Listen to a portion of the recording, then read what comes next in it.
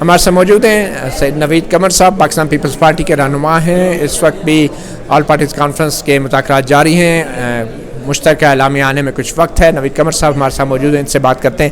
نوید قمر صاحب، کیا ممکن ہے، کیا کوئی ٹھوس نتیجہ سامنے آئے گا ان مذاکرات کا؟ دیکھیں، پہلی چیز تو یہ کہ تقریباً سب کی رائے آل پارٹیز کانفرنس میں ابھی تک جتنے بھی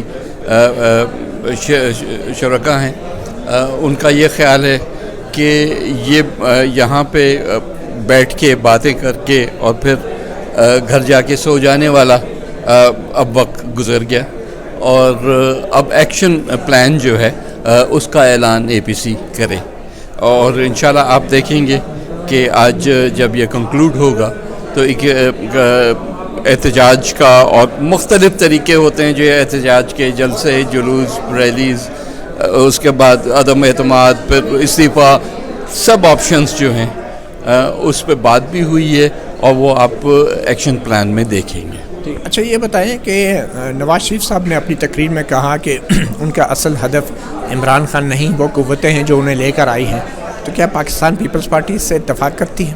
دیکھیں، پوری آل پارٹیز کانفرنس کا یہ خیال تھا کہ جتنا بھی آج اس ملک میں جو چیزیں ہو رہی ہیں وہ ظاہر ہے کہ ایک انکمپیٹنٹ شخص، ایک انکمپیٹنٹ گورنمنٹ کو بٹھانے والے جو ہیں ان کی بھی اتنی ہی ذمہ داری ہے جتنی کہ وہ اس شخص کی خود ہے، جو کہ اس ملک کی معیشت کو، اس ملک کی فارن پالیسی کو، اس ملک کی اندرونی پالیسی کو جو ہے اس نہج پہ لے آیا ہے کہ جو ہے ہمیں اپنا فیوچر جو ہے وہ بھی ڈارک نظر آ رہا ہے۔ تو یہ بتائیں کہ یہ جو انہیں بٹھانے والے ہیں، آپ کے پیپلز پارٹی کے اور نون لیگ کے، آپ دونوں کے، ان کے ساتھ بھی تو براہ راست رابطے ہیں ہی نا؟ دیکھیں، رابطے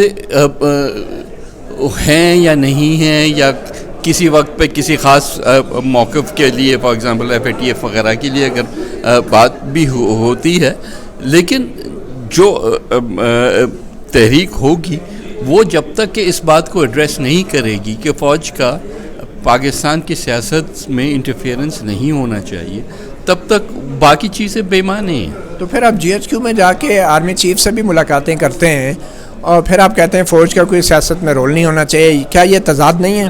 دیکھیں، پہلی چیز یہ کہ جی ایچ کیو میں جا کے کوئی ملاقاتیں نہیں ہوئیں، اگر کسی کی ہوئی ہیں تو میرے علم میں نہیں ہے۔ یہ جو ابھی ریسنٹلی قانون پاس ہونے کے بعد ایک ڈنر ہوا تھا، یہ کہاں ہوا تھا، اور جنرل باجوہ سے کس کس کی ملاقات ہوئی تھی؟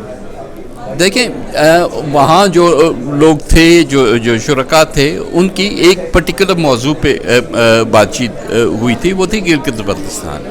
اس پہ گلگت بلتستان اس سلسلے میں دیکھیں ایک ہوئی تھی ملاقات؟ بھائی اب یہ تو آپ ان سے پوچھیں جنہوں نے کرائی تھی، لیکن جو کرکس آف دا میٹر ہے وہ یہ ہے کہ کیا ایشو ہے، کیا نیشنل ایشوز کے لیے ڈسکشنز ہو سکتے ہیں؟ نہیں، ڈسکشنز تو ہو سکتے ہیں لیکن انٹرفیئرنس نہیں ہو سکتی۔ تو آپ موجود تھے بھائی، اب انف۔